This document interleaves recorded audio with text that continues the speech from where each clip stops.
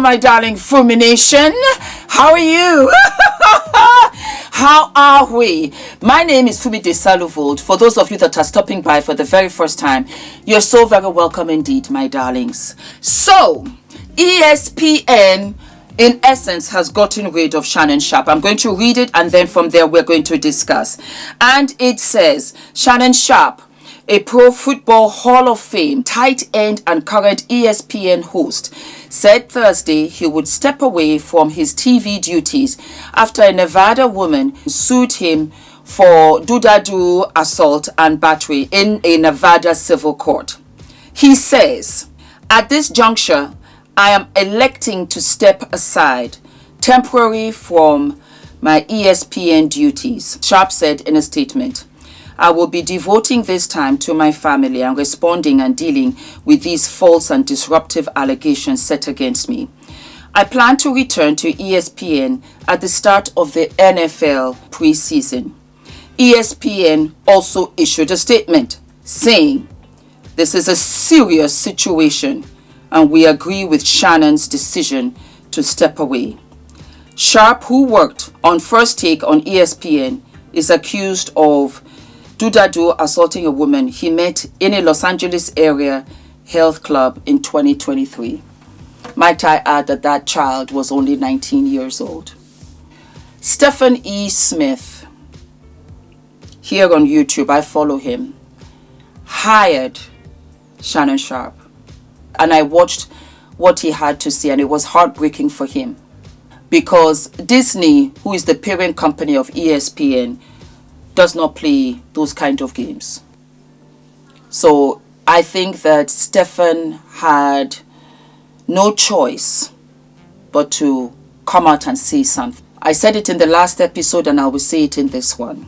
Shannon, why were you in negotiations with Tony Busby and Gabby and prepared to part away a minimum of $10 million?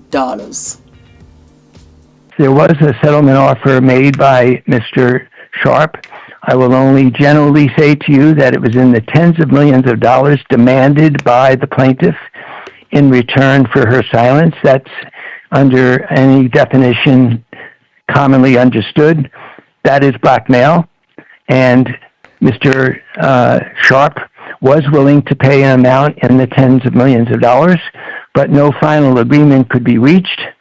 And we thought we were still in the middle of discussions when, without warning, the mediator, who's a retired judge, ourselves as lawyers, without any prior warning, still thinking that we were close to a final agreement, the plaintiff and her lawyer from Houston filed a case in Texas publicly accusing my client of lies and willful, harmful lies by using the rape word when it was she knows, 100% knows, and the evidence will show that she knew that this was entirely consensual. We are having the most fabulous, the most wonderful Summer Splash Fumination meet and greet on the 20th of July here in London, United Kingdom at the Novotel Hotel in Hammersmith. We are going to have goodie bags. I will be updating this event on a weekly basis just to include all of the brands that are going to be coming. We have special guests, my darlings. Oh my God. And the event is going to be from 1 to 6. And darlings, for the first time ever, you are going to have an exclusive to my brand. I am so excited. I cannot wait for you guys to be there. We are also going to have vendors. We have fashion. We have style. And for those of you that are coming from different countries, get in touch with Sabali Travel. They will book your flights for you. They will book your hotel rooms for you. They are the absolute best, and they booked for Fumination last year. We're going to take pictures together. We're going to have a fabulous lunch. We're going to have fabulous cake, fabulous drinks, music, dancing. There are going to be giveaways. There are going to be prizes to be won. There is so much going to be going on. It's really an extravaganza. It is the Fumination extravaganza, and all of the brands that I love for my skin, for my hair, Healthy Hair Studio, it's going to be there. The makeup, it's going to be there. All the sweets and all the treats. It's an extravaganza. It's going to be a day to remember. And yes, my darling, it's a family occasion, so the children can absolutely come. Absolutely come. We are going to have fabulous day, and it's going to be on a Sunday. On a Sunday, my darlings. So come along, come with the family, and be ready to be entertained. Get ready to be motivated. Get ready to be inspired with the special guest that we have. It is going to be like no other. And I did this especially for you, to show my gratitude for all that you have done for me all of these years. You're going to live for it. Tickets are below. Do you know that I believe that you are kind of sort of innocent of what you might be accused of? But that's not why you were willing to pay. You were willing to pay because it did not look good for you to be with a 19-year-old girl. You were a 54-year-old man then.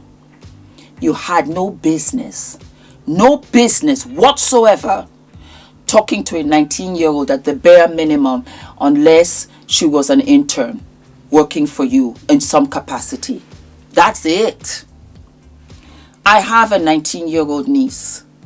I remember when she was born, because Shannon Sharpe and I are the same age. I think he's 1 year older than I am, as a matter of fact. Okay, he's 1 year older. I'm 69, he's 68. So he is going to turn 67 in June of this year. And I just think of my niece, and I think to myself, so I cannot trust a man like you to come to the family cookout, because you're going to be looking at 17, 18, 19-year-old girls. That you, in your mind, can think that that's normal behavior to sleep with a child is repugnant to me. In the last episode, I talked about Tracy Ellis Ross, and she was talking about how she has moments of grieving because she didn't get married and she doesn't have children. That's not the point I'm trying to make, but if you're looking for the episode, that's the episode I'm talking about. And I had said that children aging out of the foster care system at 18 was still way too young. And I want to make that aging out of the foster system, that they have another foster care system to go to until they're 30. Because for me, 18, you're a baby. 19, 20, 21, 22, 23, 24, 25, 26, 27, 28, 29, you're my baby. You're still a baby. The older I get, the more I realize how much you young ones are thrown so much at you. And I just feel that you need the support.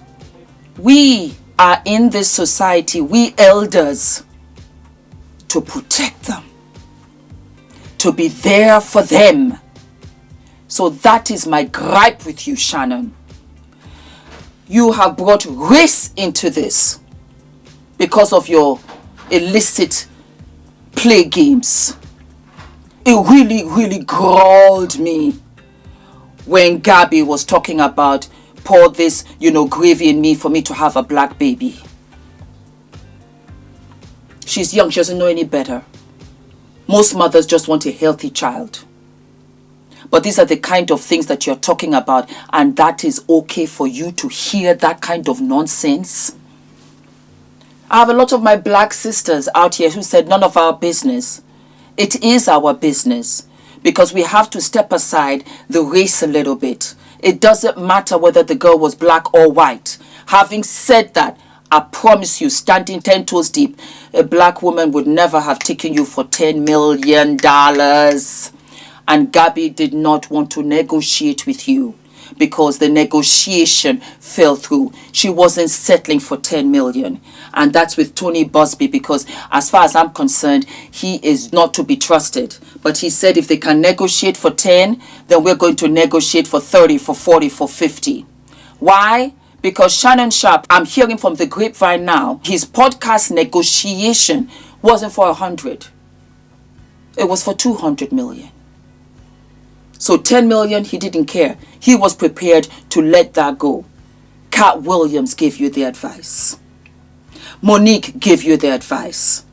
We have Tracy Ellis Ross, who said she finds it difficult to date because of the masculine toxicity. A lot of men my age are steeped in a toxic masculinity. She's referring to people like you, because you are out here dating children that are younger than your daughter. And yet we dragged Drea, and Drea was only 40, and she was going with Janelle Green, who was 21. But you are here, who is an extra 16 years older than Drea, and Janelle Green is 2 years younger than Gabby at the time that you met her. It's disgusting behavior. You built all of this, and everybody was so happy for you. Well, let me speak for myself.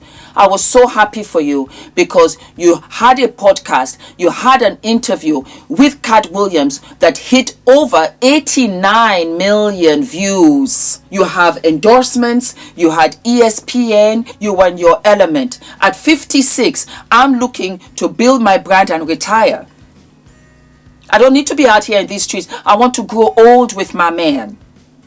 That's what I want to do. Why can't you marry a beautiful woman that is within your age gap? 5 years, 10 years max. Cut it off because you've got nothing to talk about. What do I have to talk about? I couldn't do it. I couldn't do it. The African in me, the respect lineage, I couldn't do it. I couldn't sleep with a 19-year. I couldn't, even 30. 40, I couldn't. 45, because how old am I? 50. I can't do it. I can't. He would have to be 54. 54. I'm 56. He would have to be 54. And with that 54, ooh, tight. I don't like small boys. Never have. They've always been older. Because I want to learn. I just cannot be attracted to any of that. Another thing, because I read the other article, and I have to say it. This snow bunny situation is insulting to our white sisters. It's not fair. It's not right. They could easily turn around and call us whatever, and we would be offended. I read an article, I think the other day, and it said snow bunnies, and I missed it, and I said I'm going to mention it here. Don't call them snow bunnies. Do not. These are our white Caucasian women, and it's a constant divide. It's a constant divide. We're black, they're white. It's a constant divide. He went with a young girl. My focus, guaranteed, is because she was 19 when he met her at 54. She's 21. She still doesn't know any better. She still does not. She needs support. She needs guidance. What is she doing in OnlyFans? Nobody asks that. Instead, you're comfortable telling her that she's this and she's that and she's whatever. She's a 21-year-old girl, of which Tony Busby is also taking advantage of. How about that? Here you are talking about this big black man choking a small white woman. Well, you're coming to LA tomorrow? Yes.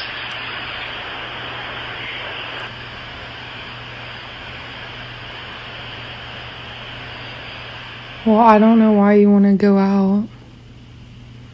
Don't worry about it, Daddy.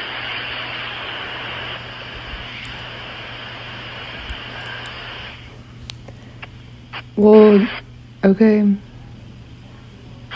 Okay, what? Well, I'm not really interested in getting choked, so I guess we're going. Yeah. I might choke you in public.